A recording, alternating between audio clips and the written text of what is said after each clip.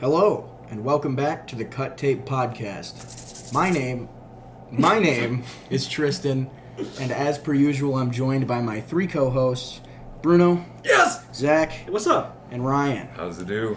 And we just got done seeing Suicide Squad, Hey. directed by James Gunn, on HBO Max or in theaters now. So, Oh boy. we're going to start this review off with a non-spoiler section. YouTube folks probably have a timestamp for when we do the spoiler section. Spotify folks, you're just going to have to guess. Just bear with us and you'll get through it. Yep. So we're going to go through our non-spoilers and say if we would recommend it or not, and then we'll move on to some of the more spoilery stuff later. So, first thoughts off the bat, off rip. What are we thinking? Good movie. That was really great. That was like one of my favorite superhero films, if I had to be honest. Pretty good. It's a pretty good film. Pretty good. I don't know if I go favorite. Dude, definitely top 5 for me. Okay. Just specifically superhero movies. Not like favorite Okay. movies of all One of time, but the- superheroes, yes. One of the better superhero movies I've seen in a can couple see- years. Now, interestingly, I saw Black Widow as well. I watched that earlier today.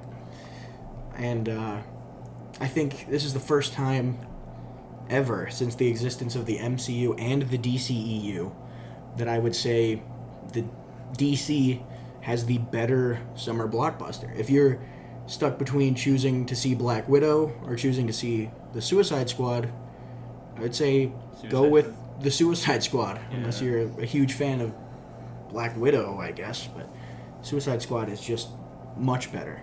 A lot of people like Marvel movies, but definitely DCU. The DCEU like outclasses everybody, like this summer, for sure. Yeah, with the Suicide Squad specifically. Yeah. They have up their They game. haven't released any other movies this summer, right? No, I don't think so, but that statement could be interpreted poorly. That could be really bad. You know, you would think that, there's the notion that those huge companies like Warner Bros. Or DC and Marvel with all this backing behind them, or Lionsgate, for example, that it would just be good, with all the money that they have, which is, everybody knows that that's not true. Mm-hmm. But it's really interesting to see if there really is a heart in the movie, especially in past few years, seeing these huge blockbusters and seeing these really large budget movies doing impressive things, and to see that there's still a heart in the movie and it still makes a difference between how much you have and how you use it, how you put your film together, and if really you care about the final product. And I felt that there was a lot of heart in this movie. Yeah, James Gunn definitely did it again. Usually all of his superhero movies so far have just been like blowing me away. Especially like Guardians 2. This is a great follow-up to his superhero filmography, if you will. It's really good. Yeah, this movie definitely has James Gunn written all over it. I would say, from everything to the soundtrack to the stylistic choices, and he definitely makes full use of this movie's R rating. It's extremely graphic and gory, and you do actually see a penis. It's true. And some boobs. It's got everything. It's got penis. It's got boobs. Penis, boobs, blood, guts. What What else do you What want? more could you Also- ask for? Comedic effect as well. Yes. Very, very funny movie, if I may This say. was a pretty funny movie. Most of these jokes here, they were kind of hitting. Yeah. They were kind of busting. Yeah. Some things that weren't even jokes were just hitting too. It was just they're really just funny. The rain and Just stuff. out of context, yeah. Yeah, it was good. It was the humor was not out of touch. Like No, he knew his target audience for sure. definitely. Yeah. And so I think it's important, obviously, with this movie existing, there's going to be a lot of contrast with David Ayer's 2016 film, Suicide Squad, which this is a standalone sequel to. A lot of people are going to be comparing these two movies, and David Ayers said, famously, his movie was a drama that got forced into being a comedy. He made an action drama, the studio forced him into making a comedy. You can tell from day one that James Gunn set out to make an action comedy. Yeah. Nothing here, well, one thing felt kind of forced by the studio, but I'll get to that later. Okay. But nothing here in terms of the comedy felt like added scenes later to make a joke where there maybe shouldn't be, like a lot of the stuff in Suicide Squad 2016 did feel like. So I think contrasting these two movies, everything in this movie is better than how it was done in 2016. The Suicide Squad had a beautiful flow, while as Suicide Squad 2016 had this choppy, like not very coordinated flow, if you will. Yeah, and I think that's interesting because both of them were stories that were told non-chronologically. They jump around in time a little bit, but with the Suicide Squad, it feels completely natural. For and sure. You're able to stay invested even with events how you already know how they're going to end, necessarily. Sorry to cut you off. Was this a remake of the 2016 Suicide Squad? It's like a soft reboot. It's a standalone sequel. So, like, the events of the first movie did happen, but obviously it's not a direct follow-up to that story. Yeah. It just... We don't have Jared Leto crawling around. Thank God. Yeah. So it just takes kind of the mechanics and some of the characters, you know. The first Suicide Squad did, I would say, all of the heavy lifting, even though not much to lift, in terms of explaining what Task Force X is, why Amanda Waller uses them, and what's up with the chips in their head that make them explode if they go against their orders. Yeah. So obviously, if you haven't seen the first movie, you may have some questions about that, but Bruno, you have not seen the first movie. Have not. Were you, like, unclear about anything? No. So yeah, it's pretty well explained in this one as well. Yeah. Yeah, I thought it was great. I thought you mentioned the storytelling a little bit and kind of the flow of the movie, and it was really nice. You know, obviously it's not so chronological, but they tell you with these really sweet, Yes. Almost comic book-esque words I on love screen. that. Oh, yeah, like I the- love the that. That was text awesome. Yeah, the text transitions that were hidden in the environment were so... Yeah. They were spot on. they make- Definitely. James Gunn makes a lot of use of transitional text, which is something, I guess the best example would be Scott Pilgrim. If anybody's seen Scott Pilgrim, it's kind of like that, where it looks like a comic book on screen. There's a lot of transitional text. A lot of it is really well done. There's one specifically where they spell a word with a perspective shot of the, like, vents and, like, stuff that, and, like, geez, I don't know. Vents and poles and such that are on top of a skyscraper rooftop, and then they pan up, and it becomes a perspective shot of the text, which is really cool. That was really very, cool. very cool. Yeah. One of my favorite moments in the film. It you know, it's not such a... nothing catches on fire, like explodes or something. Like, it's not a huge element of the movie, but just those little things, because you could tell it was actually there. There's like stuff stuck into the building, and then the camera pans up and you can read something, and then the camera pans up and you can see that it's not really there. It's just stuff stuck into the ground, and it's perspective, and things like that just make me realize that, you know, there are people working on these movies that really care about them, and Exactly. Yeah. And you don't see that a lot either. That's like the first time I've really seen I've never transitional seen text like that in a really long time, since like Scott Pilgrim. But it's very, very creative. It's a very good use of the put in the film. You know, it's really good. Very enjoyable to see. Yeah, and so I was also going to say there's a couple things that caught my eye. One is a lot of the effects. I wouldn't say a lot of the effects, but one scene specifically caught my attention. It's at the very beginning when they're on the beach. A lot of the stuff happening there is like practical with the explosions and stuff, and it looks really good. And all of the action sequences in this movie look really good. It's not jumpy action that you would see in some cheap movie where they cut around all the time. Or I guess not even cheap movie. They do that a lot in bigger movies, which is disappointing. It's more action closer to something like John Wick or Nobody, where a lot of your shots of people fighting or stuff happening is one continuous shot, and you can see everything in frame, and it's lit really well, and it looks really good.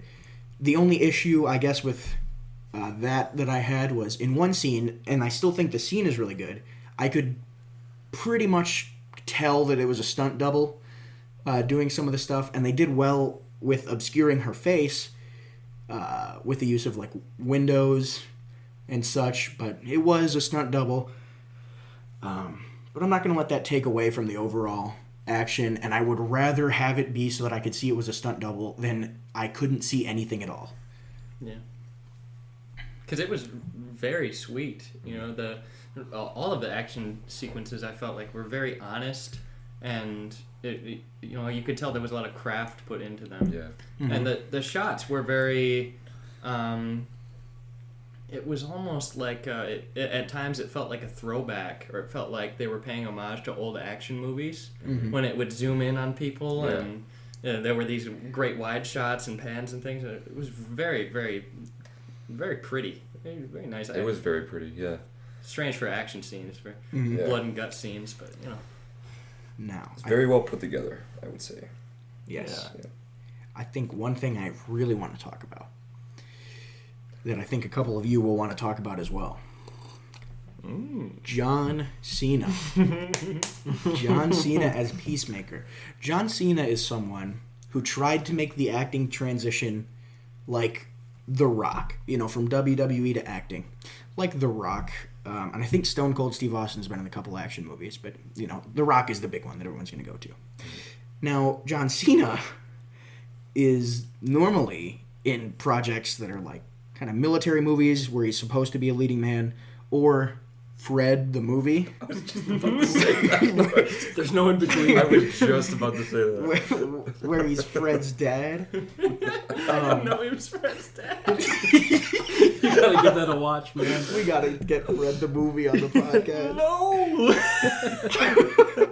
Okay, anyway. But I will say, even though I don't necessarily have full confidence in him as a leading man, there are definite improvements here. And he has a lot of scenes, especially in the third act, where I look at the screen and just, when I see his character, it doesn't hit me immediately. That's John Cena. I agree completely. I see his character, actually, which is rare. Even with The Rock in movies, I never look at it and go, that's, you know, John fucking Shitnuts or whatever, whoever he's playing. That's Jungle Cruise guy. I look at it and I go, that is Dwayne The Rock Johnson. Yeah. But later, especially after he does some questionable things, and you can tell he's very conflicted with what he's doing. Mm-hmm. Yeah. And John Cena, he doesn't even, there's no lines that really portray that. It's all in his face and in the emotion he shows. And it is beautiful. I wouldn't call it a masterclass of that. You know, he's not Daniel Day-Lewis. No. But He's good. he is talented, and James Gunn really brought it out of him, and I didn't think he had it in him. I was saying when we were watching the movie, John Cena, like, you don't expect him to be in a movie like this. Like we said, Fred the movie, military movie, but seeing him in a big summer blockbuster, directed by a very well-known, like, superhero director, you're like, John Cena is going to either A, ruin this movie, or B, make it below average. But he really did a fantastic job. John Cena had a big year this year. He was in Fast 9 as well. I don't know if anybody really cares. I don't really care about Fast 9 or the Fast and Furious series. They do make a lot of money, though. He did. He had a big year. He was in 2 blockbuster movies. Yeah. I think he did pretty well this year. And this one, right next to Idris Elba. Yeah. Damn. Yeah. Like, what? Yeah. If you can stand up next to Idris Elba, my God. And some of it, I think, in terms of acting, at least portrayed in this movie, I thought John maybe brought more to the table. In the third act, at least, I think he was bringing it to the table. He was pulling his load full on. He was not getting outshined. There was never any point where I was like, Idris Elba's carrying this. No. No, it was... I didn't think that either. I mean, I did like really you said, like... third act, pretty good. Pretty good. All right, carry on, Zach. Go ahead. No, I feel like Idris Elba's character did a really good job, though. He was definitely one of my favorite characters in the entire movie. He did a lot of good things. Yeah. They did, I think, in this movie... So, again, another comparison to 2016's Suicide Squad. In that movie, it is helmed by Will Smith, playing Deadshot. Idris Elba's blood sport is functionally the same in this movie as Deadshot was in that movie, but Idris Elba outdoes Will Smith in every way, and it might be the writing, but I've never been big on the Will Smith train. I know a lot of people really like him as an actor. He's all right. He's been in a couple good movies, but he mostly just plays Will Smith. He's one of those actors like The Rock, where I see the character and I go, "That's Will Smith." When I was watching 2016 Suicide Squad, I never looked at him and went, "Oh, Deadshot? Oh, that's from the comic book. That's Deadshot." No, he's Will Smith. That's the Prince of Bel-Air. Yeah. This is not... Where did you go wrong in life, man? You're in prison now. No, Will Smith, cool guy. He's alright. Will Smith, he's alright. He's a cool fella, but it's rewind time, Will. Yeah. And you got knocked out cold. Idris Elba is the better leading man here. And that's even... Idris Elba is not even necessarily someone who I would consider the greatest leading man in all of Hollywood. A lot of the movies where he leads are stuff like The Dark Tower, where normally you can watch the movie and go, Idris Elba was alright, you know. He was a good part of it. But he's not a leading man in anything huge. But I think here he showed up and he did the work. And it was great. It was a great performance. Which again is a weird thing to say about a DCEU superhero movie when you have such shitters like Ben Affleck as Batman. Shitter. And don't worry, minor spoiler, there's no Ben Affleck Batman in this movie to show up and do dumb shit like there was in 2016. He doesn't show up and beat up Will Smith in an alley. Yeah, he doesn't show up and beat up Bloodsport in front of his daughter. Which, that was so stupid. I have so many gripes. If we did an episode on 2016 Suicide Squad, it'd be 8 hours long. Because I hate that movie. I hate everything about that movie. Off topic, but that scene was terrible in 2016. That scene was awful. Okay, back on topic here. Apart from Idris Elba and John Cena, James Gunn really did a good job at assembling a very good cast. Yes. Lots of good people helming this great movie. And I felt that he did a good job of allowing them to have their journey as characters without it being, without stopping the thing, without stopping the story. It was very effective how people would tell what they're about. And it was no matter like how long their screen time was, they got their time to shine, no matter what. Yes. The characters, functionally, the characters service the plot, and the plot services the characters. It's really good writing through and through. I'm very happy that the DCEU has a win. I know Shazam was all right, but it's good to see. Yeah, it's good to see this come out and really hit hard. Because it's always been Marvel the past 7 years. Jeez, longer. Than that. Yeah. 2008. Yeah, 13 years. Yeah, since Iron Man, they've been banging out movies left and right that are really good. I guess in the beginning they had like The Dark Knight to contend with. That wasn't even DCEU though. That was just that's not DCEU though. That's just DC movies. Yeah. Obviously, The Joker was great. I think that was. I don't even remember what Marvel movies were 2019. No. That was Endgame. Endgame was 2018. Are you sure? Endgame was 2019. It was 2019. Endgame was 2019. I'm gonna look this up because I'm pretty sure. You're right. No, you're right. You're right. Wow. I know my Marvel movies. You're right. I didn't look it up, by the way. It just struck me. I had an epiphany. 2019. Well, I do think Joker was better than Endgame, but it's not a DCEU movie. Joker was pretty good overall. But this is DCEU. This is in their little film universe. So, on that topic, James Gunn, working in a DCEU film, he was poached from Marvel. And another thing to take note of is Taika Waititi is in this movie. And him and James Gunn really pulled it out for Marvel.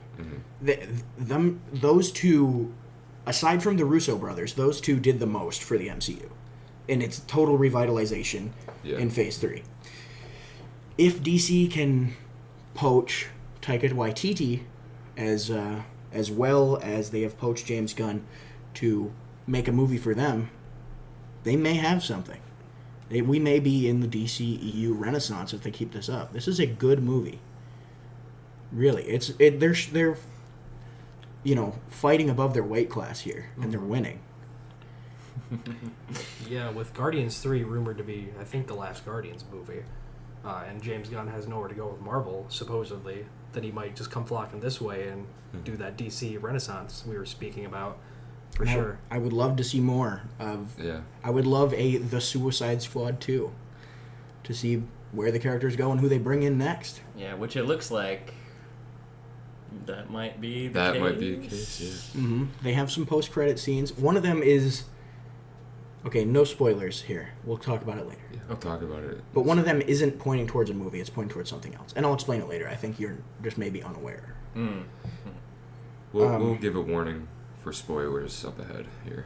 Yeah. We'll give a warning. Another thing to talk about. The soundtrack. And how it was implemented. I thought it was good. Beginning. The beginning. Johnny Folsom Prison Blues. Right in the beginning. Mm-hmm. When they show, hold on. Michael Rooker's character. Michael Rooker's character. Awesome. Great. That was such a good use for that. I really enjoyed that. That was really good. And I like that they had it going through the superhero scroll. Through the speakers in the background. That was really cool. That was funny to me. The first time I watched it, I was like, this is kind of unusual. Because they have Folsom Prison Blues live playing, and it's doing the beginning of the DCEU crawl, like how Marvel has the one where it zooms out and all the scenes of the superheroes form into the Marvel letters. Yeah. DCEU has theirs where it shows the like minimalist art renderings of the superheroes. And during that sequence, when it was saying like Warner Brothers and then like DCEU, Johnny Cash's Folsom Prison is playing. And it's a little unusual, but I think it was a good song choice to lead into. I love Michael Rooker, obviously. Yeah, cool guy. He's in like everything James Gunn makes. But yeah, no. I really enjoyed that though. That was kind of cool. I'm not gonna lie. All the songs, I noticed with all the songs, they had them implemented by sort of in a similar way to how Guardians of the Galaxy did it, where every song being played in the movie, pretty much, is a song that is being played physically in the world of the movie as well, whether it be through a bus radio or over the speakers of a prison. Yeah. And especially with Folsom Prison Blues, even after it cuts out as the, like, what do you call that when it's, like, over the whole scene? When it cuts out as, like, overarching. You can still hear it in the background as if it's playing farther off in the prison. After the really cinematic shot. Like, yeah, I know what you're talking about. It had a realness to it. Yeah. Mm-hmm. There were a lot of... And that added to the kind of era encompassing, or, you know, there were so many different sounds of the music, and there was different eras, and there was like Folsom Prison, but there was always like...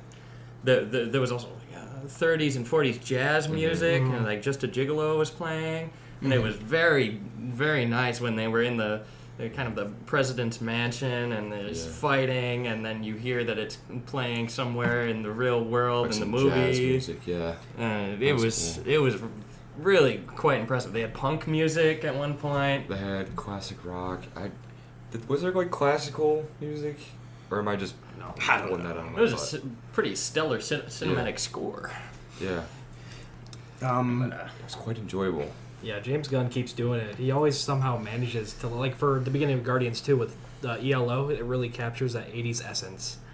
And he does that again with Suicide Squad, for each scene having that particular emotion playing with whatever song is going on. Mm-hmm. So stellar soundtrack. James Gunn knocks it out of the park again.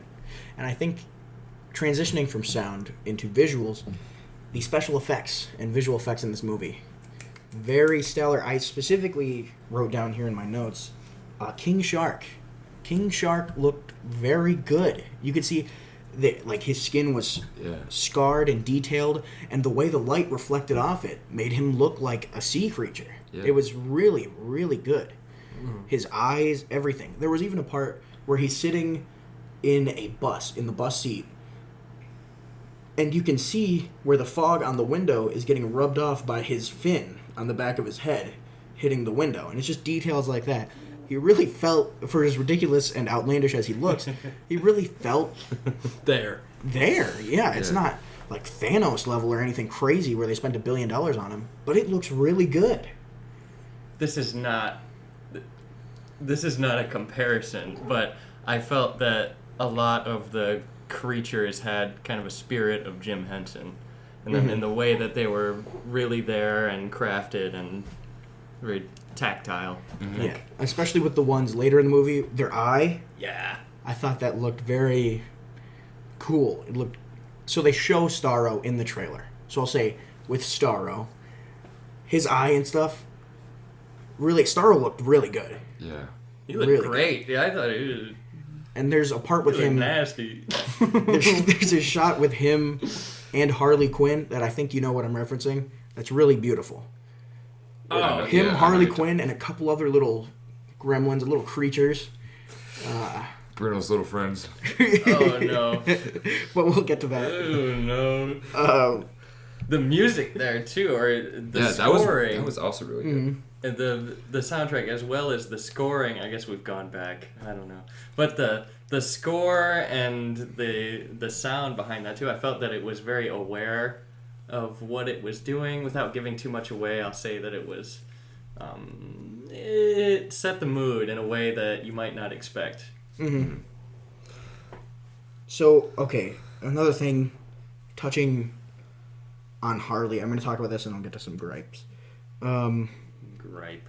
There's a scene with her in a hallway that also has some very good visual effects. It's a super creative take on an action scene, and it looks great. And a lot of her action in the movie is, I would say, smart action, because a lot of movies fall into the trap of like making all the hits look super cartoonish and goofy. You know, you have like a 110-pound girl. She's like, I'm gonna beat you, and she like punches some giant, Big Len bodybuilder, and he's like, oh. But the way she fights in this movie is very smart. It's very well done, well choreographed. It wasn't unbelievable. Yeah. But it was satisfying. Yes, it was just good action, like just well made. Yeah. Just good job all around. Everybody who worked on that, you did a good job. That's They're long and very short. Hey, you passed, dude. It's good. You're good. You're obviously You're good to go, buddy. good at this. You're doing it better than I could. Because part of the really, really, really satisfying action, I feel, is part of that is the failures, too. To see someone that you're rooting for get knocked down, and it makes it more real that way. If it's too easy, it's just like, okay, go to the movies, watch this thing. But, and especially at the end where one of the main heroes, or I guess the main hero, has a pretty serious failure, and I think it plays into his character. And to see the way that was done and to see kind of where they went with that in the story was, they didn't leave a ton of loose ends, but there were some things that just were kind of a reminder that it wasn't a perfect world and it was more real that way, I felt.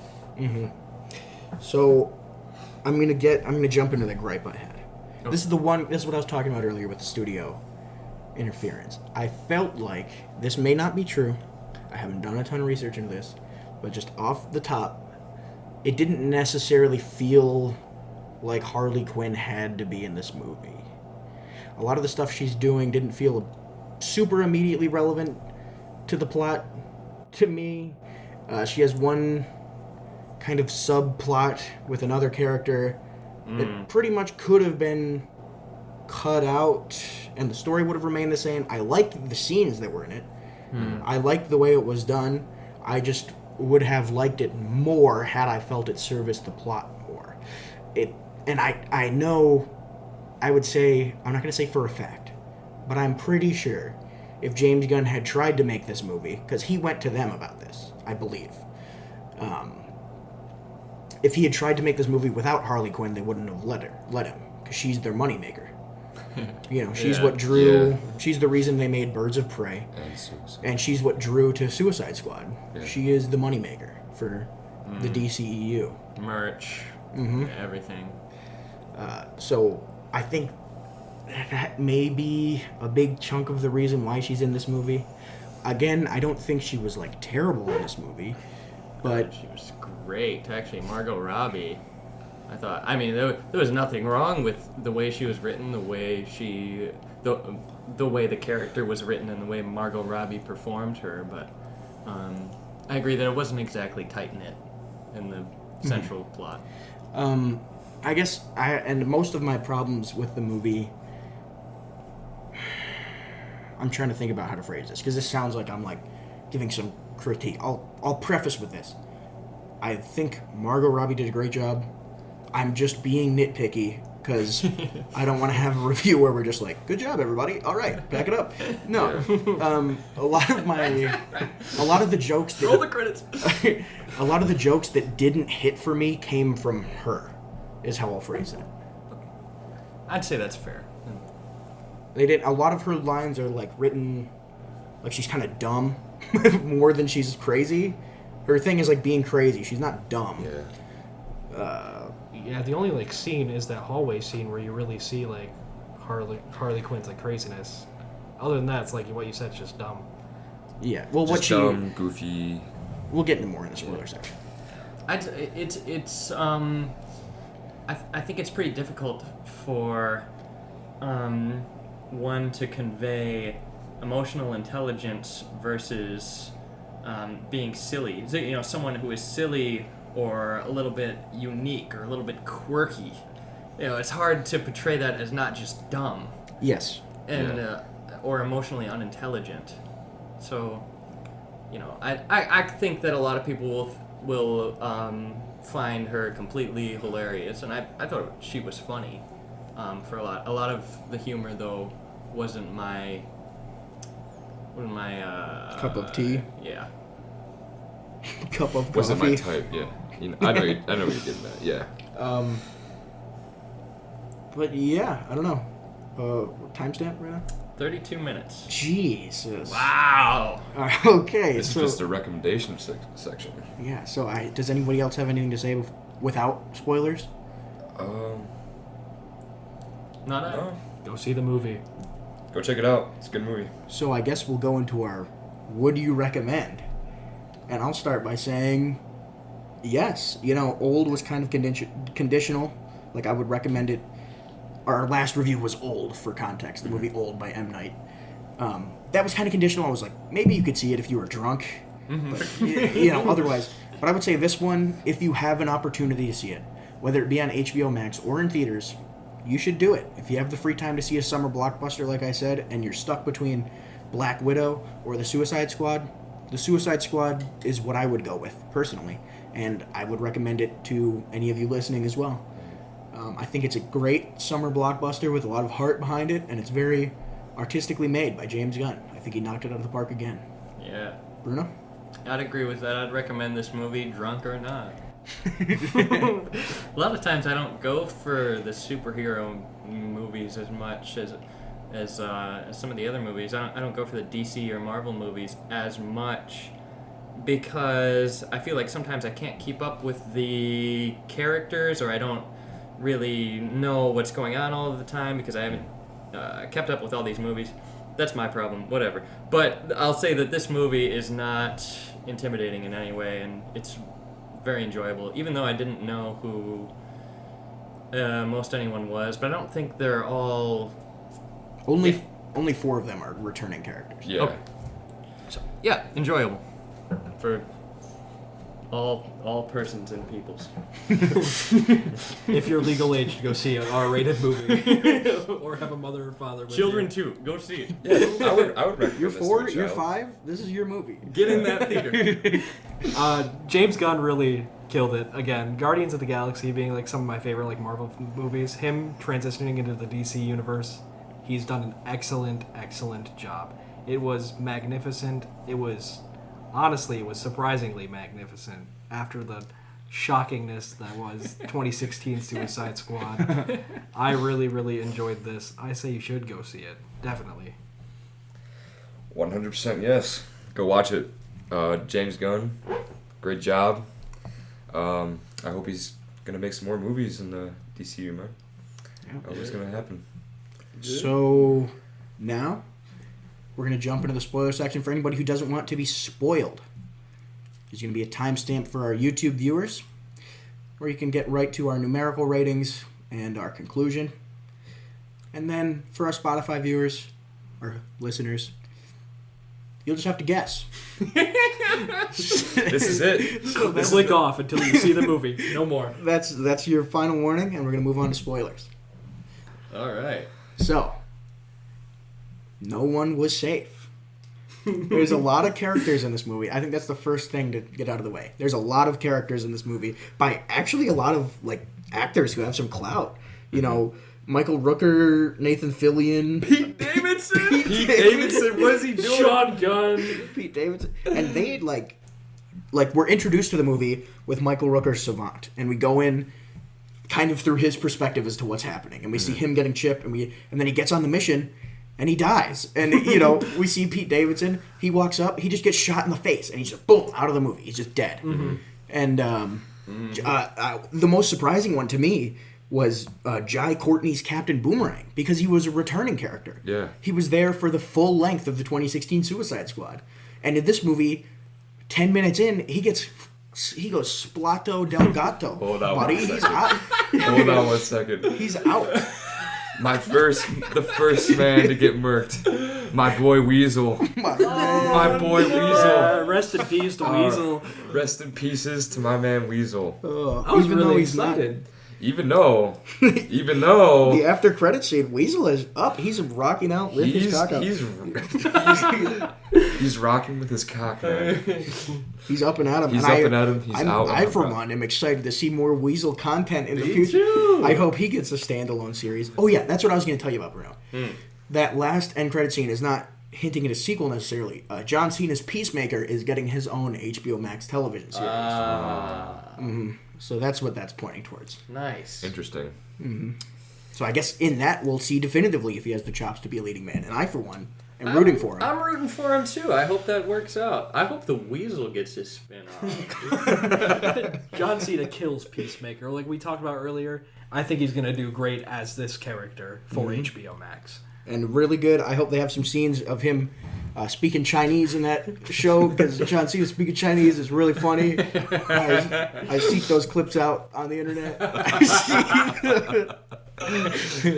All right. Where should we start off? Movie opens up. Johnny Cash. Where should we start off here? Johnny Cash.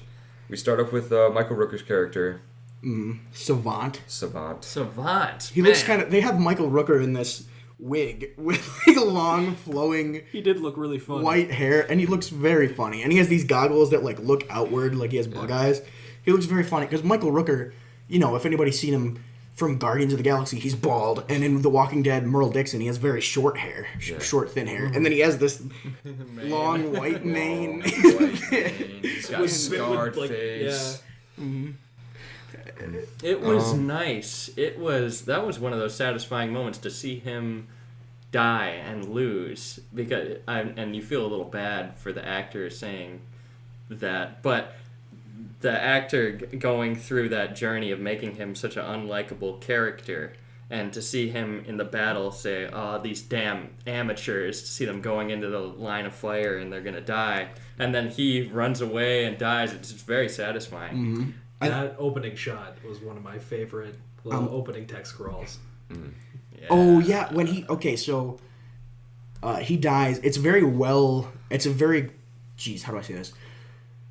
In 2016 Suicide Squad, Back to it. we had the guy, what was his name, Slipknot or something? Yeah. And they're like, this is Slipknot. He is the man who can climb anything. And then they get into the mission and he starts trying to climb away and they blow up his head. That's how... I'm sorry. They introduced the guy. They go, his power is he can climb anything, but he just like uses ropes. It's not like he's Spider-Man, you know. He's anybody can do what he's doing. But and then the second he climbs something, he dies. He did him dirty, and that's how they established the danger of the bombs in their heads in the 2016. And in this one, they do it much better by having somebody who we've actually seen headlines by an actor who's notable and well-liked. I love Michael Rooker. I actively seek out projects he's involved in because I like what I've seen from him. And to see him go into this movie and he sees the scene of all the other characters just dying and he knows there's no hope. And Amanda Waller's telling him, You gotta keep. You gotta go back. You gotta man. run in there. He's like, ah, and he runs away, and she blows up his head, and all the blood and brains go out into the water because he's trying to swim away, and they spell out Warner Bros. Pictures Presents. That was so cool. That was really cool. I knew I was in for a treat as soon as I saw I really that. didn't expect that too. That just kind of came out of nowhere. I was like, oh, he died. Then you get this transitional text. I was like, oh, whoa, that's kind of cool. That was a power move. I really like how they kind of painted him to be this main character at first. Let's show him and everything. Like right at the beginning, this is the first guy you see. Bouncing the bouncing ball all across the prison cell. Yeah. He gets the bomb put in. He's like, hey, you're going to get 10 years off your sentence if you go do the thing. Then you meet all these other characters, then boom, gone. Did not get 10 years off his sentence. Well, he got all the years off his sentence, actually, because now he's dead.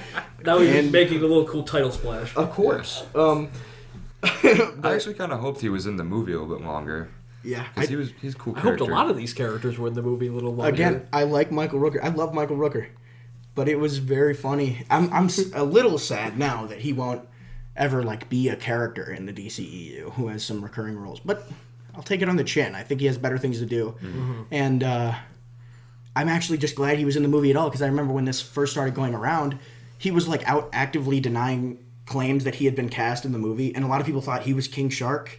And he was like, no. He's like, I'm not in this movie, but I'd love to be involved and stuff. And to see him actually be the character that goes in and goes through all the intro stuff, and he did a good job. It was he did. I liked his character, and he did a good job. He went boom. He killed the bird too. He sniped a bird. He killed a bird. And then after he dies, when they're showing the opening credits of who's in the movie, they have this awesome shot where they pan over everybody that's dead. And they're playing that song that's like, those are people who died. Yeah. And it's, they go over, the weasel, and they show Pete Davidson with his whole face missing from getting shot off. And then they show Javelin with all the shots in his chest. And then they show Michael Rooker in the water. And a bird of the same species of the one that he killed with the ball lands on his corpse and starts picking bits of his brain and skull out and eating it. It's just cool. Little things like that are really, really neat. Yeah. When you see that, yeah. It reminded me of Panos Cosmatos' Mandy, because there's a lot of that gore, but it's tasteful. Sometimes you see, we just watched Old, and there was some gore and some body horror, and you just think, ooh, why is that there? I don't want to be looking at that. Mm-hmm. It wasn't gross. It wasn't overly distasteful, but it was sweet, and the blood in the water was making words. It was just perfect. It was awesome. Yeah, that opening sequence leading up to our actual main cast was really well done. Mm-hmm. Yeah. Jeez, I'm just realizing how much I have to say. This is gonna be a lot longer of an episode. There's a lot to unload here. For reference, our non-spoiler section for Old was 12 minutes long, and this one was 34 minutes by the time we actually got here. So we're in for it. So moving on. Jeez, I'm looking over my notes. Oh, I want to talk more about Idris Elba's Bloodsport in comparison to Will Smith's Deadshot. Okay. So initially he refuses to do the mission. He's like, I'm not joining your fucking Suicide Squad. He's like, and Amanda Waller's like, we will see.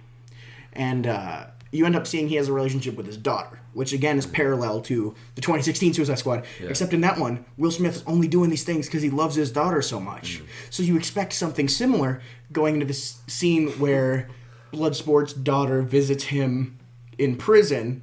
And it ends up just being a screaming match, and they hate each other. Idris Elba's like, fuck you, to this, little girl. Fuck you, Dad. She's 14 years old. He's like, you suck. He's like, fuck you, I hate your fucking mother.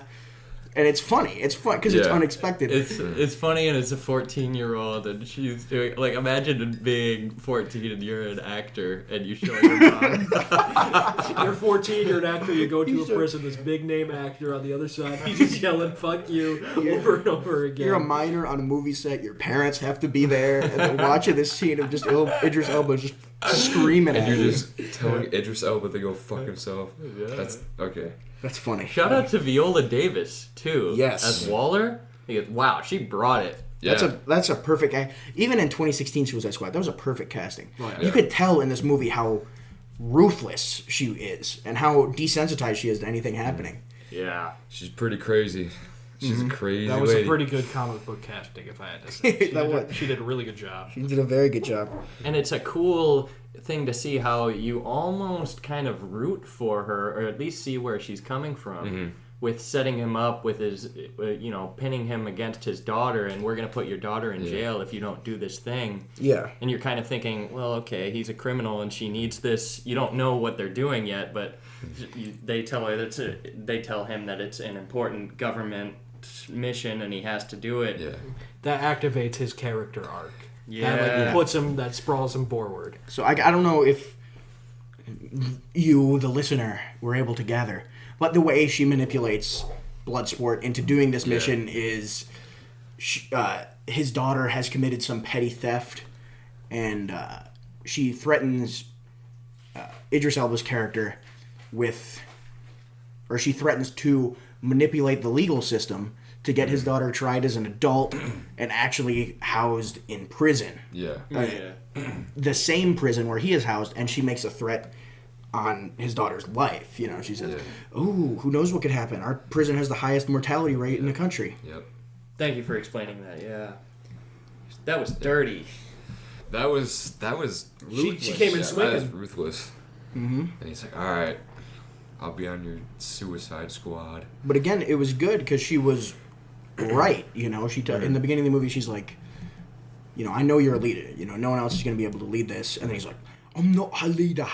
Then she's she's like, I'll make a leader out of you. Yeah, and then by the end of the movie, he is an effective leader. Yeah. When they're in that fight with Starro, he's guiding everybody. Yeah. And they're doing their thing. Mm-hmm. Building up in Viola Davis's character to still the beginning of the movie where she kills the guy. Michael Rooker, Savant. Michael Rooker. Savant. Yeah. Yes. That's, I feel that's where the character John I was rooting for him. And I will say I was a little confused that John, because I thought it was going to lead to John defying her.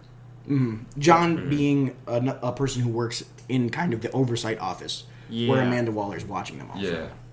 And I understand as a filmmaker or really any kind of artist, sometimes you want to defy expectations. And maybe on a second view, then I would be a little more open-minded. But the individual that killed Viola Davis, or at least injured Viola just knocked her Yeah, out. just hit her with a Yeah. thing. Okay. I didn't know her. I didn't know who that was. Just an office. Yeah, that was... I feel like maybe that was the direction it's going, and they just didn't want to have this big dude punch Viola Davis in the face. Because that would just be bad optics.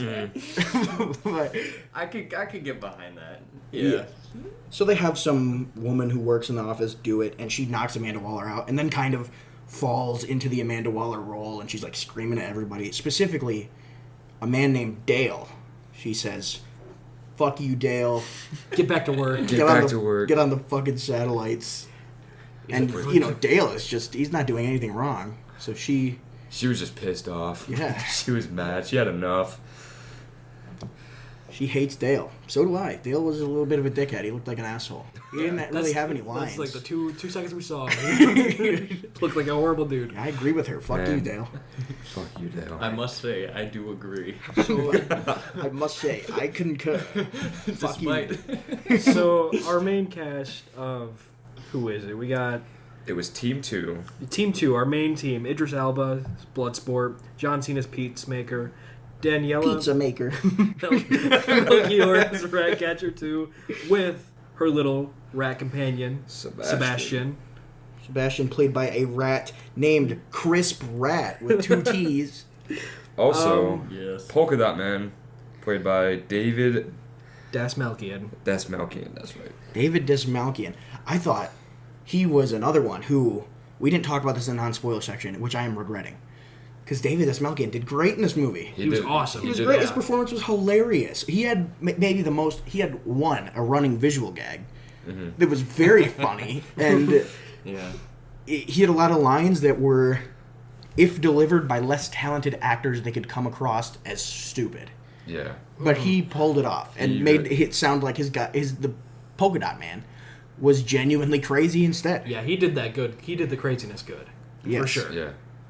And I think that's something that very well could have come off as annoying, having this kind of normal dude, maybe a bit introverted, clearly some trauma from childhood, going up against these big guys or going with these big guys. You know, the guy you want to root for. And he shoots polka dots. And he shoots freaking polka dots. And he has that look to him too. Like David Dastmalchian has that look to him where he kind of looks a little crazy, you know. Like he has that look in his eyes, and he plays that part really well. I thought. And he it did wasn't a really good annoying. job. No. You still want to root for him, Yeah. right? You know, it's. But yeah, some people might see that as a little annoying. I But- disagree. I think I if don't you think see it that was as annoying. annoying, fuck you.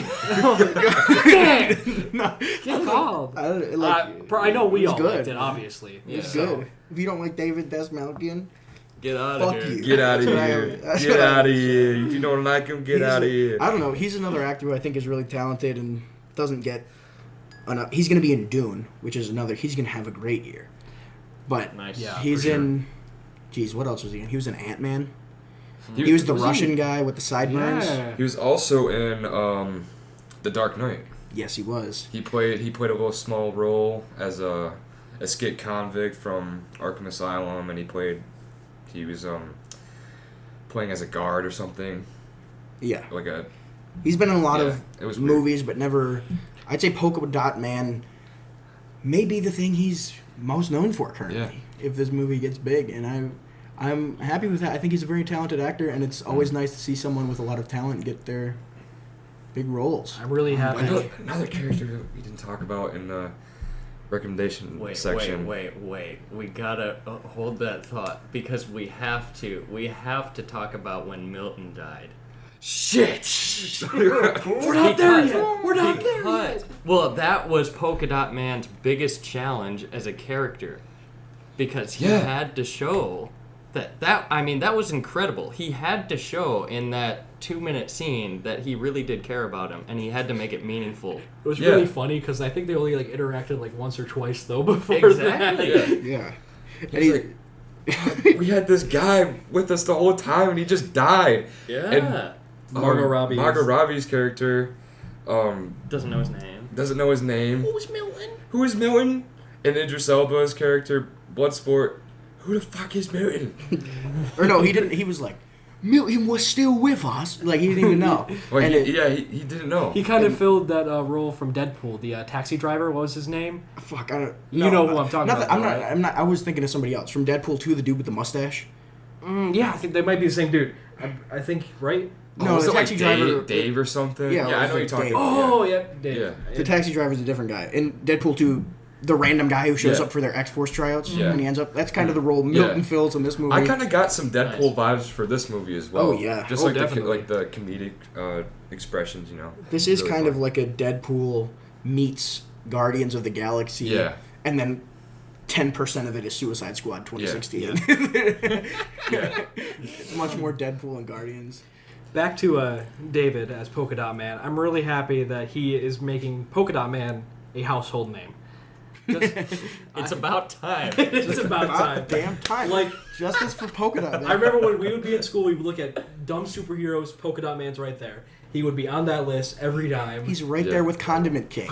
You know, and it's time he got his rise to power. What? What is condiment? We'll talk about this after. Condiment King.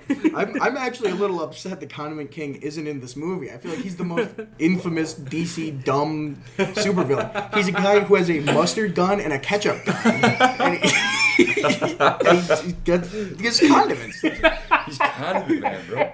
So, I hope that. So for this movie, they gave James Gunn like a folder with characters from DC, and they're like, you can do whatever you want with these guys. And I guarantee Condiment King was in there. But I hope... I've actually seen some characters that were in the folder and weren't in the movie, like Livewire or Batmite. You know, these kind of little irrelevant characters. And I would love to see in a Suicide Squad sequel maybe some more of these characters making their appearances, and I'm still going to be out there rooting for Condiment King. Yeah. He's the number one pick for me. Let's see if he makes an appearance. I want Condiment King, and I want him played by, I don't know, Tom Cruise, some huge, like Brad Pitt. That'd be awesome. Okay, I got a character. Get Ryan Reynolds in there. I got a character. Ryan Reynolds. I got a character that we Nick didn't Cage. talk about in the recommendations. King Shark. We didn't really talk about him that much. One of the best characters in the movie. I mean, if you're looking for that goofy one-liner, and like just out of nowhere, Sylvester Stallone, he did a good job. Sylvester Stallone is King Shark. King Shark is functionally Suicide Squad's Groot. Yeah. You know? Yeah. And I actually think I like him quite a bit. I like him, I think, more than I liked Groot in the first Guardians movie. It's one of those experiences where you're like, this should not be as funny as it is. Yeah, Oh, definitely. Exactly. Yeah. But it just is. Like, you're sitting there watching a movie and you're like, why am I laughing at a shark pointing at his hand and saying hand? Bird. Like, you're like, Bird. A lot of the humor comes from the fact that it's so clearly Sylvester Stallone. yeah, you can hear him. saying the lines. It's just Rocky. Yeah. I only hear Rocky. He's like, Adrian. And it's like, oh, yeah, okay. That's Sylvester Stallone. That's live Stallone right there. Rocky Reed. Okay. But you root for him, too. It's another Yeah. character. You root for this DC character that you never would expect to see on the big screen, and you're like, dude, this is awesome. Like, you cannot get away from King Shark or And like any character. The fact is, I guess not. The fact that Suicide Squad 1, 2016, whatever, had Killer Croc, who is much more known, Yeah. and they completely blundered in every way, and Killer Croc was terrible in that movie. He was one of the worst parts of an already complete pile of shit movie. Killer Croc was gross. And he did Killer look Croc, I gross. feel like, is a character that, at least in the comic books, a lot more people could easily access or get into. Yeah. And then James Gunn brings out King Shark, who's like some nobody comic villain, and he makes him, you know, same thing he did with Groot, some nobody Yeah. comic villain before Guardians. And, yeah, he just knocks it out with these small characters that he has a lot of creative freedom with. And I think that's where James Gunn shines because, geez, with Guardians, I imagine he had a lot of creative freedom because before that movie, before 2014, nobody knew who the fuck the Guardians of the Galaxy were. They were like people know who the Avengers are. They know who the Justice League is. They know who Teen Titans are. You know, fuck, some people know who the Young Avengers are. Nobody was rocking with the Guardians of the Galaxy. Star-Lord? Who? I think that's where that line came from in that movie. It's just like, who is Star-Lord? Yeah, and he does the same thing here. Now, Yeah. because I didn't even, as someone who reads comics, I did not know who Bloodsport was going in, Yeah. and he ends up being the main guy. I knew who King Shark was. I didn't know Ratcatcher 2. I don't even know if that's a thing. I think there's just Ratcatcher. That was probably just a made-up character. No, they're all pulled from comics. I did know who Arm Fall Off Boy was, though he gets renamed. He gets renamed from AFOB to TDK. It gets called the Detachable Kid, and he's played by Nathan Fillion. Big name. And he has a really funny scene where they're like, all right, things are going south for us. Deploy the Detachable Kid. And he stands up and his arms pop off like an action figure. And he's like, his arms slowly wiggle over to the people shooting them, and he like kind of like lightly smacks him and like bonks him on the head, and then he just gets shredded by bullets. You hear him screaming And with then his arms. you see him in the background just flailing around, just dying. His arms are just getting shot up, and he's just screaming in the background. And then it cuts to him later. He's like coughing up blood, and his arms are over. Yeah, it's funny. I like that because Arm Fall Off Boy is someone who I would like. Be like, hey, check this shit out. What was this? What was DC doing in the 80s? This is ridiculous. And I would like show people. Just like Condiment King. I'd be like, what is his power? Yeah, he just pulls his arms off. It's ridiculous. They made him awesome in this movie, though they renamed him. Yeah. Whatever. Yeah. At least we got some AFOB representation. Yeah. Been too long. Been too long. All these characters are such a great vehicle for that storytelling and that kind of unique humor, and it also kind of proves the a little bit unexplainable phenomenon that the closer you get to something that's meaningful to you, the closer you get to touching someone else as an artist. It's like it's like people who tell stories about niche communities or really small things that very little people know about. It was just it was very amusing to see maybe things that people don't know. I guess that's tying it all the way back to the Guardians of the Galaxy analogy. Yeah, too. making those not well known characters relatable. Yeah. And making them those household staples, for sure. 'Cause I think that is, to not risk getting so pretentious here, I think that is in many cases what art is. It's like artists are kind of on an island, and the role of the artists is to go into the water and go to the deep water and see what's there and bring it back to the people who are on the island. And to see something like that in a big budget DC movie is special. Yeah. Yeah, I have a lot of appreciation for this movie, and James Gunn knocked it out because Bloodsport, he's already got his own Fortnite skin. What? he You can't really? be serious. Yes, he does. Oh man. No way. Let's go. He did it. Oh man. My boy. I My need boy that made it polka big. dot man skin in My Fortnite. man made it big. One of my favorite story elements, right from the get go, is Idris Elba's Bloodsport and John Cena's what's his name, Peacemaker's character, them butting heads. I felt like it was a really good rivalry. It was a funny introduction because. Oh, sorry. Continue, Ryan. Oh, sorry. Those two characters are pretty identical. They have pretty much the same unique gifts. Like, they could turn anything to a weapon, and I would say that. Yeah, that's what Yeah. I think that they had a funny introduction because Amanda Waller introduces Bloodsport, and she goes, "This is Bloodsport. In his hands, anything's a deadly weapon. He was trained from birth by his father to be a ruthless mercenary." And then she's like talking to Idris Elba's character, Bloodsport, about what the Suicide Squad is, though she doesn't call it that.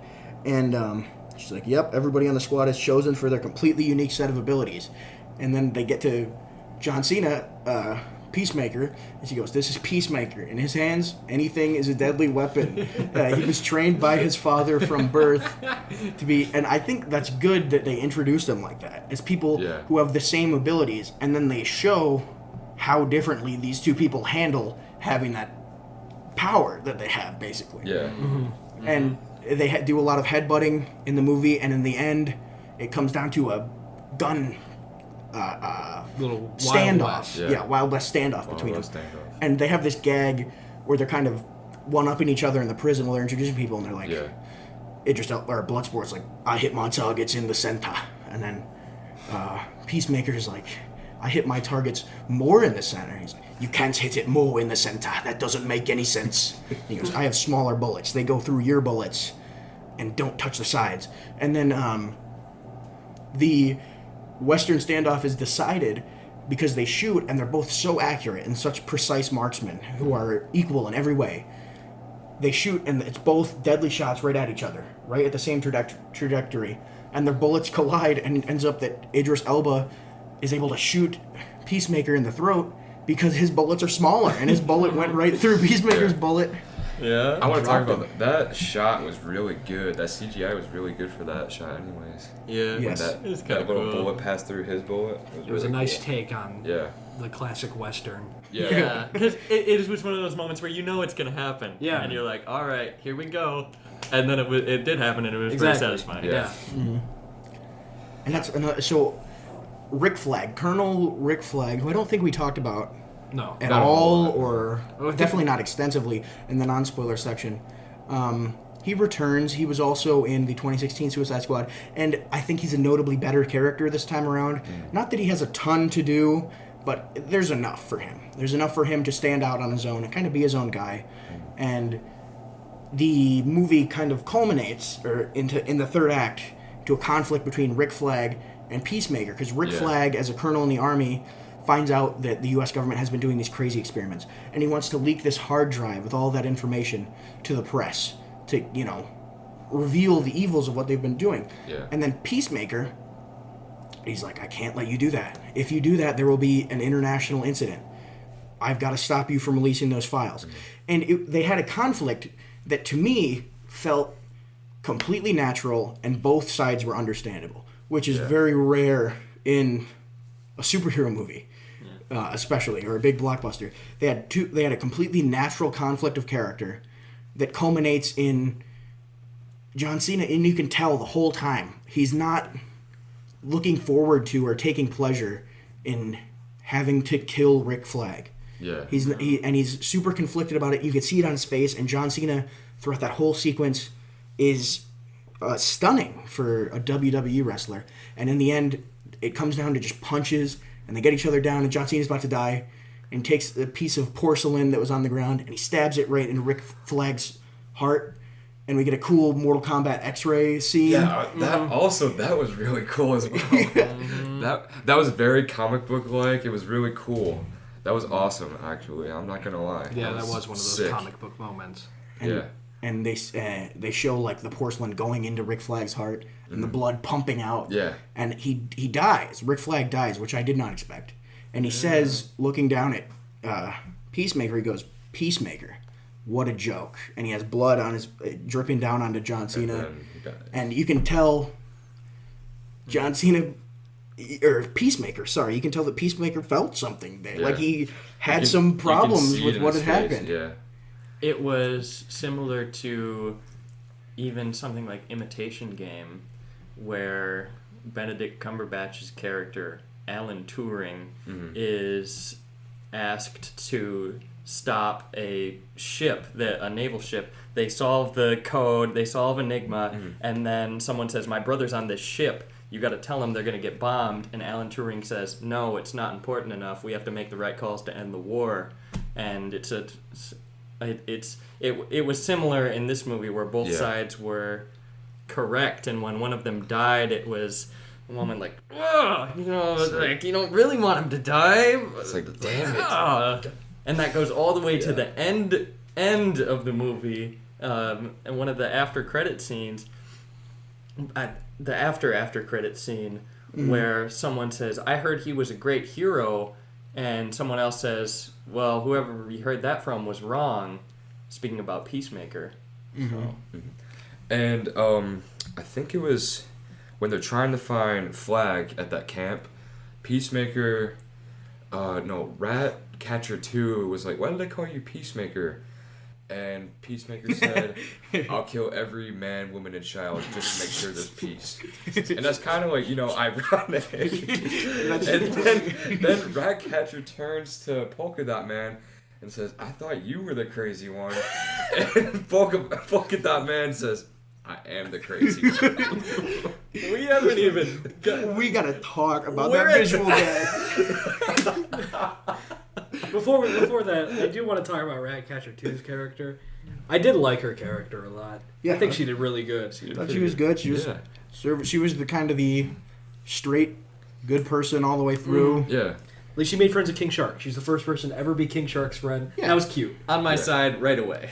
Yeah, that was a heartfelt moment. Yeah. She was the only character of the group that was like pretty much always there to be the morally good one, which was nice. But I think in that she becomes a sort of less interesting character than the people around her. Oh, for sure. Through no fault of the actress or the character. It's just the natural way of things when you have a character who's a straight shooter without a ton of character arc compared to all these very complex, not very complex, but all these complex characters who have more complicated morality. Yeah. And the way they come to grips with that. I liked how she kept her father's, values. Heroin addiction. Not heroin addiction, not that. She was just a good person, because her dad, Taika Waititi, actually, was a good person, apart from the heroin. Yes. The first Ratcatcher. Her flashback in the bust window. That was Oh my awesome. God. That was so cool. I want to talk about that. God damn it, I didn't talk about We have this. so much to talk about. Let's get to the guys. visual gag. We have so much to talk about. Okay. God damn, I gotta get to this before I forget. I forgot to talk about this in the non-spoiler section. The reflection shots in this movie, oh my God. The beginning, Michael Rooker in the puddle, where he's bam, bam, bouncing the ball. And then they have these shots in the bus window where she's explaining her backstory, and the bus window is showing kind of a muddled version of it as if it's in the passing by the bus. Yeah. And then the big one that really blew my mind was the entire fight, or the majority of the fight, between Peacemaker and Rick Flag is shot in a panning shot through Peacemaker's helmet, in the reflection of his helmet, which I was watching that and I was like, what? How do they do that? Because it moves around so much. Yeah. And I guess special effects, you never see the camera, which I like to think about. It's like, dude, this is like next level shots, because they're fighting in the warped perspective of his helmet, which one is representative of what he stands for. Is he, Peacemaker, what a joke. And then it's also an amazing shot at the same time. Yeah. You can clearly see the fight scene. And it's shot through a reflection, and the camera is moving. It's not just hidden somewhere. Yeah. I thought that was great. It was a power. There were a lot of directorial power moves in this movie. Yes, there was a lot of flexing. Yeah. It was the ratio between flexing and serving the story. It was everything served the story. I'll say. James Gunn said, "All right, guys, I gotta flex you a little bit. pull up. I gotta flex you." I really gotta show what's up with the DCEU when it's in my hands. David Ayers, I'm sorry, bro. I pull up. He did. He really did. Put him in the ground. No, back to the visual gag, since this was kind of an off-topic rant. Yeah. So Polka Dot Man has this line at the beginning where he's like, they're talking about, I guess, they have to go through this camp and kill all the people in the camp silently. And once they're done, Polka Dot Man's like, I don't like killing people, but if I imagine them as my mom, it's easy. And then they elaborate on that later, and it's explained that he can only see other people as his mom. And it has like shots of the entire cast all morphed into Polka Dot Man's mom. And another part is where they're at the club. Yes. And he's dancing around all these people, all these girls, and they all turn into his mom. Yeah, the camera does a nice 180 Yeah, transition. Nice 180. That was really cool as well. It goes above. So he's dancing with these people, and at first you see it normal, and then the camera spins around like 360, and then it gets back to the front, and everybody there besides him has become his mom. Even the dudes, they had a version of his mom that had like a full beard, because there's a dude with a beard. And then in the end, when he fights Starro, he can only be convinced to get over his fears because he sees... Best line in the movie by Idris Elba. That's your mom! Then he looks up. 80-foot figure of his mom destroying a building. That was awesome. Okay, but that whole camp scene, back to the camp scene, that was funny. Oh. That was funny because we had the two main characters, Peacemaker and Bloodshot, butting heads. They're like, oh, I can kill this guy. Yeah. And then Yeah. it's only I can kill this guy cooler if I do this. Exploding bullets. And it's like, damn, that is cooler. Yeah, it's just an entire one-up Yeah. session of them killing people, getting more and more increasingly crazy. Yeah. It's and, a lot... Yeah. Creative. Bashing heads. Yeah, I'm sorry. It's really cool. A lot of really creative kills, like Mortal Kombat fatalities. Yeah. They shoot one guy who's got his penis out. Really sad. They shoot... there's a dude taking a bath, and Idris Elba, like, 360 no-scopes a shot into the, like, little table next to him so that the fan plugged into the wall falls into his bathtub and electrocutes him. And then Peacemaker over the shoulder shoots some dude, and it hits the guy, like, in the chest. And Idris Elba's like, non-lethal, I win. And then Peacemaker goes... exploding compression bullets, bitch. And then the dude explodes. And there was a lot of funny stuff. Like, they would kill people, and then Idris Elba would flip him off, and John Cena would return in form by pretending to jerk off and come on his face. Yeah. Then after that whole thing was done, and turns out they were killing the good guys. That's such a funny gag. It's revealed at the end of this huge, extensive kill scene where, like, people get eaten alive by King Shark and, like, killed in horrific ways. That they were actually the freedom fighters, and Rick Flag wasn't captured. He was just with them. He was just trying to figure out how to invade the city. Yeah. Oh my! That was funny. That was too much. I just can't handle it. That was really funny. That made me laugh. Yeah. I'll admit, it was funny. It was kind of sad. It was kind of sad. It was funny and sad. Because the girl, the leader, was looking around. And there's just hundreds of dead corpses around the whole camp. And she's just in a horror. Like, just looking around. Those were my friends. Those were my family. Yeah.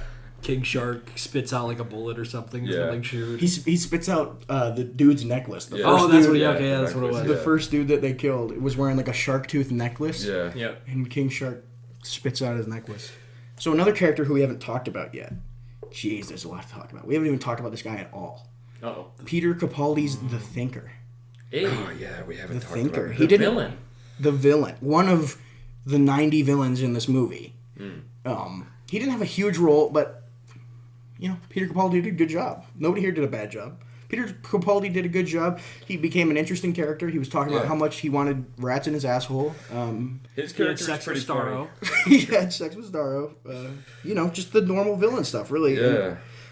It happens, you know? You know, Weird just- guy. Same thing with Thanos. Oh yeah, it's Thanos. You know, also wanting rats. Yellow there. Jacket from Ant-Man. No. So, Peter Capaldi's role in the movie is like, he's the only guy who can control Starro, but really he can't. He just says that to the people who took over the government he was working for so that they didn't execute him. He was really just the lead scientist on the Project Starfish, which is what the name they have for the experiments they're doing with Starro. Yeah, so he's there for a little while. He doesn't have a ton of screen time, but he serves his purpose, and he gets brutally killed. He gets like his limbs ripped off by Starro, and he gets splattered against a window.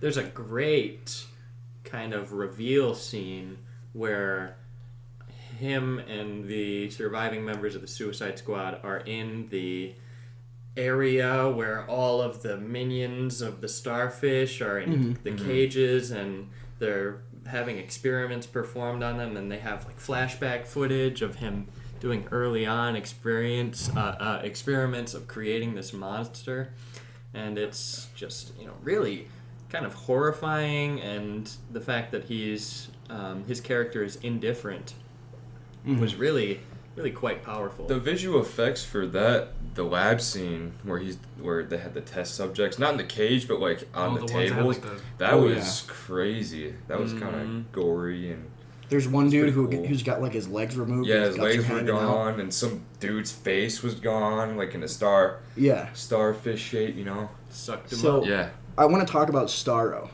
because through one line they effectively make you feel bad for a character who's should be the equivalent of like Abomination from the Hulk 2008. yeah. You know, like just one of those mindless beast CGI villains. So they like fight Starro, and then they find a way to kill him, which we'll talk about in a bit.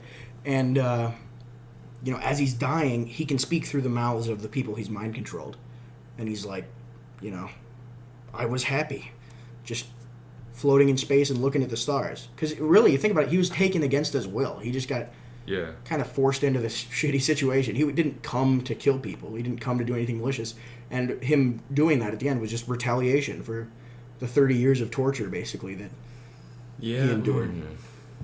Which is a very good way to handle a mindless beast villain, you know? Yeah. It's like if they made you feel bad for the Rancor in Return of the Jedi. Because he's essentially...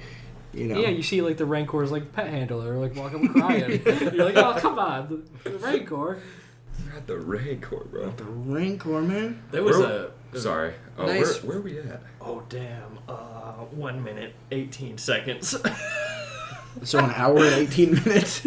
Yes. Okay. Cool. All right, I'm sorry. Go ahead.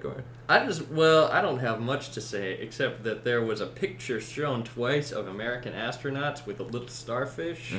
That's the Starro. I thought that was nice, to adding a little bit of background and a little bit of personality. Yeah, backstory. Yeah. Cool villain. Liked him. I like Star. Star is one of those villains because he is. So this is another contrast between 2016 Suicide Squad and 2021 The Suicide Squad. Both of them have Justice League level villains. One is handled extremely well. one is handled extremely poorly. So in Justice League 2016, they have Enchantress and the other guy, her mindless minion. Mm-hmm. He wasn't mindless. He was like her brother or something. And El Diablo, like, these are my family. And he's like kills himself to fight him. And then there's like the giant blue beam in the sky. It's just super lame, tropey stuff. And in 2021, the Suicide Squad, they get really creative with how this team of effectively low-level, superpowered people has to fight this giant threat that would be a challenge for, like, Superman or something. And they end up beating him by basically, like, King Shark and Polka Dot Man and fucking Ratcatcher 2. I was going to say Bloodsport, distracting him. And then Ratcatcher 2 ends up killing him by summoning an army of ants to, like, get inside his body. And there's this cool shot of Harley Quinn opens up his eyeball so that the rats can all get into his eye. Yeah. And she gets in with this javelin the character gave her when he died in the beginning. She, like, stabs into the eye and jumps in, and inside the eye it's, like, water. So there's this cool underwater shot of her, and they're looking around, and there's, like, all the inner workings of Starro's eyeball, and then all the rats swim in and start chewing up his membranes and his nerves and stuff. I talked about this a little bit during the non-spoiler section when there was really almost garish, happy music playing during I was just about to say that. You really enjoyed that soundtrack part. Yes, I did. Yeah. That was actually really enjoyable. And then you see the rats going in there, and they're eating up the starfish's eye, and, like, the nerves, and just really getting in there. And then it pans out to the starfish just bleeding, gushing blood everywhere. And it finally dies. Starro finally dies. But that was really cool. That was really unique way to use that, you know. It was pretty cool. Yeah. It was well done. Yeah, very well. Boom. Knocked out of the park. So there's some... Jeez, dude, we haven't even talked about anything. Oh, my God. So there's Harley Quinn's subplot. Not one thing. So there's like a revolving door for the villains in the leader of this South American country where they have to go to. And Harley Quinn falls in love with the first guy who's the leader of the country. And they, like, have, like, a Disney princess romance. Another garish, another instance where maybe the soundtrack doesn't...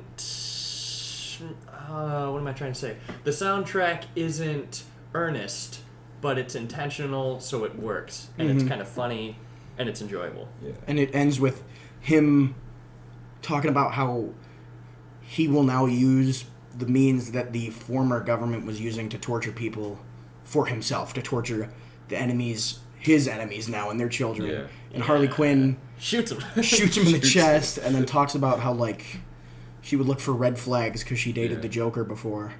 And then she goes on this weird, like, psychopath rant while he's choking on his own blood. And that was not. I liked that though because it was fun. Yeah, I liked it. That was Harley's insanity shining. Yeah, she was clearly insane. She did the right thing for insane reasons. Yeah. And then she gets arrested and she gets imprisoned by the next guy, another general who becomes the president, and they have to interrogate her. And She just sitting there singing. As with any movie with Margot Robbie, there's a minute-long scene of just her feet doing stuff. Yep. Just classic Margot Robbie. You've seen Once Upon a Time in Hollywood, you know what you're getting. I thought maybe it was a Tarantino exclusive, but it's just a Margot Robbie staple now. You gotta see your feet. I can't complain. I saw the goods. Oh my God. No, she, like, fights the guards. She kills the first guard. They have her, like, strung up by her arms. And they're tasing her and, like, whipping her or something. And then the guard turns around because she's pretending to be unconscious. Yeah. And she, like, grabs his neck with her Gets him in a legs really and choke. does, like, a pull-up. And it breaks his neck, That's which how was I cool. want to go. Oh, my God. And Shut up. she gets Jesus Christ. She gets the keys with her feet. We get that unlocking scene, minute long, her grabbing keys and unlocking herself with the feet. Classic. That was just James going hard in the paint. And Dan Schneider mode. They brought in Dan Schneider for that. They're like, we gotta call the big guns for this one. this is all Dan Schneider. This is all Quentin Tarantino. This is they're gonna love this movie. If you're listening to this right now, you're Dan Schneider or you're Quentin Tarantino. This is for you. I'm This telling is for you. No. So then they have her breakout scene of her going through, and she fights a lot of, like I said earlier, a lot of her fight choreography is smart, and she's using a lot of things like leverage and weapons and spacing in order to fight opponents who would normally be able to physically overpower her. And she's doing stuff like hitting them with the metal doors and like breaking their noses, or like stepping back and kicking them in the face with a side kick to get them away. A lot of real smart fight choreography. What song was playing there? Jeez, I don't remember. Just a Gigolo? Yes. Just Oh, it was Just a Gigolo. that was a very good fit for that whole fight scene. Honestly, that was very, very good. With the flowers? The flowers. I Well, love the flowers. I'm going to get to that. So she gets topside. Like, she gets through all the guards underground. She gets 2 M16s. There's a scene of her kicking down the doors, and there's a room full of dudes, and she has an M16 in both hands. She's, like, just screaming and, like, mowing them down. Yeah. And then as she's doing this, it transitions into, like, a beautiful shot where there's, like, these visual effects flowers and, like, butterflies and stuff coming. And she like, slit a dude's throat, and instead of blood coming out, like, butterflies will fly out, and there's, like, flowers. And then it's one long shot of her walking down the hallway, just fucking murdering people. And it's really, that's the one where I could see that it was a stunt double. But again, I like the scene. Were the muzzle flashes also butterflies and flowers? I think so. That was awesome. There was a lot going on. There was a lot There was going a on. lot going And also, she finds the javelin just out of nowhere, and she brings that into use. That was pretty cool. Well, they have it in, like, because she had it when they captured her. Yeah. So they have it in, like, the place with her stuff or something. I don't know. Yeah, and that's, like, her driving force through the movie, or a recurring motif, is that when Javelin dies, he's given her the javelin. He's like, "You are the only one fit to carry my javelin." And then she's like, "Okay." And he's like, "You must carry it for..." And he dies before he can finish his sentence. So she's trying to figure out why she got this javelin. She's talking about if she's, like, waiting for a sign from God or Jesus. And then at the end, she's like, "I know what I got the javelin for." And then goes to kill Starro. That was a good journey, too, with that javelin. You know, the building's falling over, and she says, "Ah!" It rolls towards her, and she keeps finding it. It's good. She would have died in that scene without the javelin because she uses it to catch herself in the wall. Yeah. That was funny, too. Yeah. What does... I don't remember the line, but when she says, "For what? Tell me." Yeah, just slap in his face, just a dead When Javelin dead dies. man's face. Like, for what?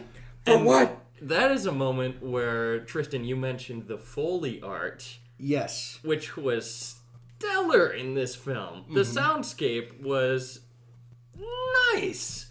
It sounded very immersive, I will say. So while we were watching it, and there was that scene of her, she, like, slaps Javelin's face to wake him up while he's dead. And it was a nice... I immediately recognized it. It's a Foley sound where it was like a wood block either hitting another wood block, like you would do to create, like, a fake whip sound effect almost. Yeah. Or a wood block hitting something else. But it sounded like she was slapping wood when she was slapping his face. And a lot of... Yeah, like you said, the soundscape in this movie was nice. I think it's always fun to pick up on... When watching a movie, pick up on a piece of Foley sound. Oh, yeah. And kind of, it makes you appreciate, because you remember this is a production that so many people have worked on you can't imagine. This is hundreds of people, and somewhere out there, there's a Foley artist who 2 years ago recorded the sound slapping wood and never thought anybody would notice it. But here I am, you son of a bitch. I'm coming. It's like when you hear the Wilhelm scream in Star Wars. You're like, oh, there it is. Yeah. This is a strange connection, but if anyone listening has ever seen the movie Space is the Place, written and directed by the jazz musician Sun Ra, there's a lot of people talking and you can hear the sounds of the rooms, and it's really kind of jarring at times and kind of fun to listen to at the same time. And there was just a touch of that in this movie, and there was a touch of that realism. I think that the environment was extremely real. After listening to this, go watch that movie right now. It's on YouTube. Yeah. Space is the Place. Always watch Space is the Place. Always watch it. Uh-oh. Good film. I've never seen that. I've never seen Space is the Uh-oh. Place. It's very good. We're in trouble. Geez, so I feel like there's still a lot to talk about, but it's not hitting me at the moment. Does anybody have anything they want to talk about still? The movie did have, for spoiler stuff, it did have a nice little car chase that almost every superhero movie has, but I like how they did it more than most. What was that song they had playing in the car? Oh, I don't remember, but it was a Some good 80s choice. Some song from the 80s. It was some like pop song playing Yeah. in the car. And there was the shot of the clouds moving quickly. Yeah. Yeah. Oh yeah, Also, when the the flyer trailer- was there. That was a nice one of those more text transitions. That was another good one. After the fiery crash, it was like Operation Jotunheim. And then Flag was like, hold on, we got something else to do. Then it changed from Operation Jotunheim to Operation Harley. Yeah, because they had to go save Harley. Yeah, they had to Quinn. go save Harley. I like that. I like that one scene. There was kind of a tense scene where the three main dudes, Bloodsport, Peacemaker, Rick Flag, had been captured and they were in the back of that truck. And they have the kind of the tense scene where Idris Elba takes the cigarette from the guy and he's like, dim mock. And he's like, what? And he explains like the death touch and killing a man with One blow. one blow. And the dude's like, yeah, no way. You could never. It's just not reliable. And he's like, yeah, for amateurs. And then Peacemaker's like, on one. And then they go one. And they all, they have three dudes across from them. And they all instantly kill the dude across from them with one touch, with the dim mock touch of death. And then Cena starts grinding on him. John Cena, to unlock his cuffs, immediately turns around, big bubble butt out. That's a phrase. Starts grinding on homie after he killed him with the dim mock. He takes the shotgun, shoots through the barricaded wall, separating the back from the front of the driver's seat or whatever. He grabs the passenger. He starts shaking him up and down until he's dead. Yeah. He shoots through the wall and hits the driver with a shotgun through the barrier. And then that was funny because there's the scene of him up against the wall and he's like looks so weird and you could just see him. It's like farther away from the car and you can see his arm reaching through grabbing this dude and he's just bashing his head against the ceiling until he dies. You know who would have been really useful for that scene? Arm fall off boy. Yeah, that's the Detachable Kid. He could have had it done. Yeah, you could have He had it. could have had They it. could have had it done. done it. They should not have killed my boy. Honestly, I don't think he died, actually. I don't know, because all the other ones, they had them, like, turn red, everybody except Harley. But if you notice, the Detachable Kid never turned red on the screen. And when they show him, when everybody's a dead body, he's not dead. He's just coughing up blood. Yeah. Bring him back. I'm hoping and praying to God we get Arm Fall Off Boy. TDK and the Weasel series coming out next year. Give me Arm Fall Off Boy and the Weasel buddy cop show. That's what I want. Oh, God. It's going to be the new Starsky and Hutch. It's going to be Nathan Fillion and Sean Gunn just banging it out. Just Yes. Yeah. I hit everything that I like in this movie overall. I'm sure there's a ton of other things that I missed, but Yeah, I definitely there's got a lot of probably, things. I don't think I have that much to talk about anymore. I think we're about ready to wrap it up. I am at least, although there's probably something more I can talk about, but I think I got the point across. Yeah. What do you think, Bruno? You have anything else you want to touch on? Speaking of wrapping it up, Okay. at the end, where they finally defeat the killer, Mm-hmm. the Starro, the big villain, big man Starfish, Mm-hmm. you see everyone go through their final act of their journey. And it was incredibly satisfying Yeah. to see Idris Elba's character, Dubois, who is become the leader.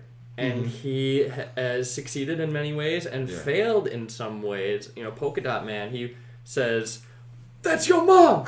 And then Polka Dot Man dies. You know, it's this kind of gut-wrenching thing where we're at the end of the tale and it's a success. However, you know, there's a lot of pain, too. Mm-hmm. Polka Dot Man, R.I.P. Yeah, rip that. That one was unexpected, honestly. I expected. I thought probably Polka Dot Man's not living through. Yeah. I could see Bloodsport coming back because he could end up, because there wasn't always a time where Deadpool was a household name. Yeah. Bloodsport's one of those ones who could end up like him.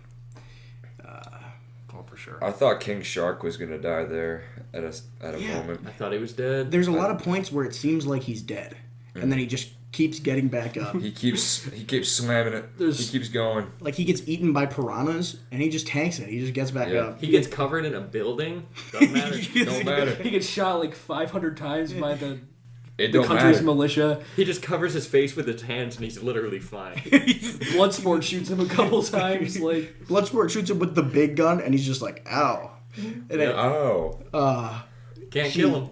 even Starro can't get him because his face is too oddly shaped for the starfish to cover. they were just bouncing off his face. Yeah. Unkillable.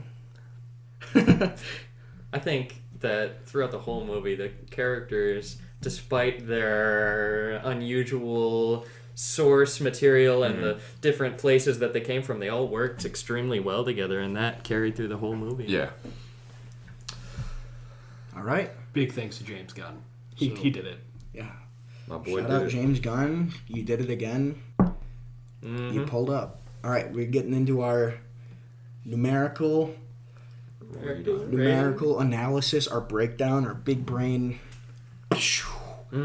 striking review. Bruno, you want to kick us off for that? Soundtrack and score. 9 out of 10. Bangers all the way through. And for the whole film, I'll do the same rating for the entire experience. 9 out of 10 movie. Good. I'll give it a 9 out of 10 for the entire film as well. It was just so well executed. Soundtrack, too, like you said, definitely deserves that 9 out of 10 score. James Gunn always knows how to combine those great actual songs into his movies. Mm-hmm. I will also give it a 9 out of 10. The same page today. Action, very good. Soundtrack, score, very, very good. It all ties together.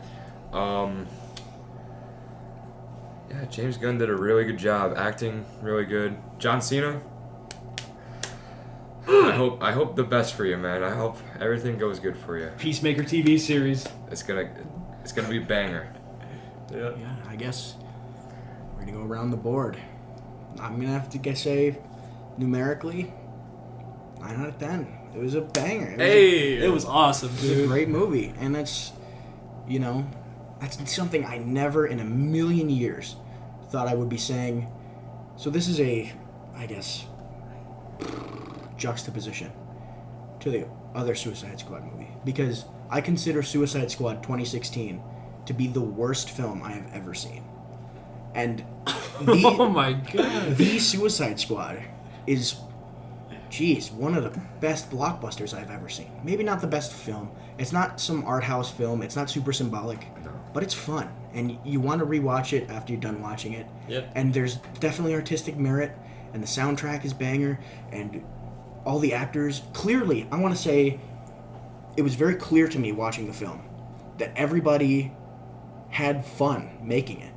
And they gave it their all. And through Yeah. James Gunn creating clearly a pleasant, enjoyable experience. I guess I shouldn't make assumptions like that, but what seemed to me to be a pleasant and enjoyable experience to film, even through some of the behind-the-scenes stuff I've seen.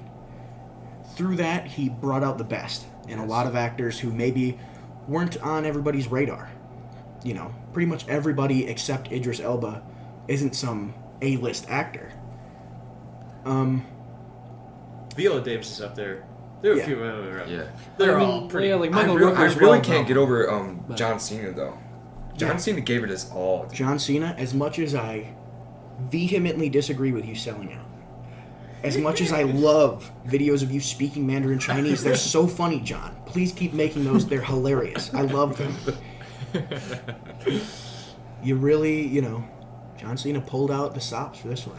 Yeah, he did. He gave a performance off the top as a character, separated from the actor, better than I think any performance I've seen from The Rock. Because in this movie, I didn't just see John Cena the whole time, like I said earlier. Oh. He was Peacemaker. He was a DC character, and he Really? had a lot of personality, Really felt the character. and he was able to do what other less experienced actors can't do, and convey perfectly what his character is feeling and experiencing without saying a word. And that is just... Everything about this movie is so...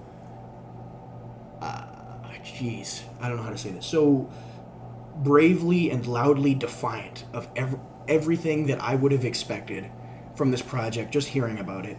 John Cena acting... I was wrong before about John Cena acting. I didn't think he was a good actor. I didn't think he would ever be a respectable actor with respectable performances. I was wrong about that. Suicide Squad, I thought, this is a property dead in the water. They're never going to do anything great with this. I was wrong. This is a truly great film with a lot of artistic merit, and I think it's going to be a modern classic like Guardians of the Galaxy. And this is... I think Guardians of the Galaxy is the second best MCU movie of all time. I think only Infinity War does it better, and that's not even on film merits. That's just because of what it is. Mm-hmm. Nice. But this is a movie that I would put on par with Guardians 1. And I would like to see where these characters go from here. I'm going to be watching the Peacemaker show on HBO Max. And Cool. I hope that I enjoy it. Yeah, And I want to see more. I want to see Taika Waititi step into the DCEU. And I want to see more from James Gunn here. All these directors, Warner Brothers... So I'm going to talk a bit about David Ayers and what happened with that production. He has spoken quite a bit about how he wants his cut of the film to be released and how it turned out the way it did because of studio interference. And I believe that because David Ayers made the movie Fury, which I thought was very good. He's clearly a talented director. And me saying those things about Suicide Squad or saying I think it's the worst movie of all time, I do not fault David Ayers for that. Knowing what I know about the production of it, I do not fault him for that. I think he's still a great actor, and I still hope to see him succeed. Not actor, director. Sorry. And it's a shame that it turned out the way it did for him, but I think had it not turned out that way, had that movie not had a 70% drop-off on the second weekend, had that movie not been universally slam dunked on by critics and fans alike for the most part. I know some people liked it, but they were mostly people who don't take showers very often. And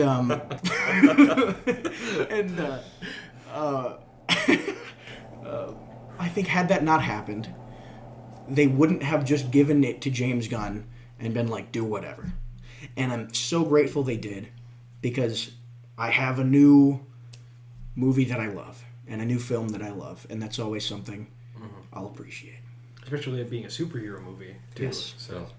And, so this has been the Cut Tape Podcast, episode 2. Very long one. Yeah, it's a long one, and we hope to see you next week. 2 more minutes, we can get to an hour 45. Make sure you tune in next week. I believe we're doing The Green Knight, which is an A24 film, a real art house film. And considering the only 2 things we've talked about on this podcast so far has been Old, a bad movie, an M. Night movie, definitely not an art house film, and The Suicide Squad, a giant summer blockbuster. I think doing an art house film will be fun. I hope you'll tune in, and I hope you'll see the Suicide Squad. Definitely deserves a watch. Have a good rest of your week. Adios. Signing off. Signing off here. Goodbye! And cut. 早上好，中国！现在我有冰淇淋，我很喜欢冰淇淋，但是速度与激情就比冰淇淋速度与激情就我最喜欢，所以现在是音乐时间，准备1、2、3，2个礼拜以后。速度与激情就2个礼拜以后，速度与激情就2个礼拜以后，速度与激情9，不要忘记，不要错过去电影院看《速度与激情9》，因为非常好电影，动作非常好，差不多一样。冰淇淋，再见。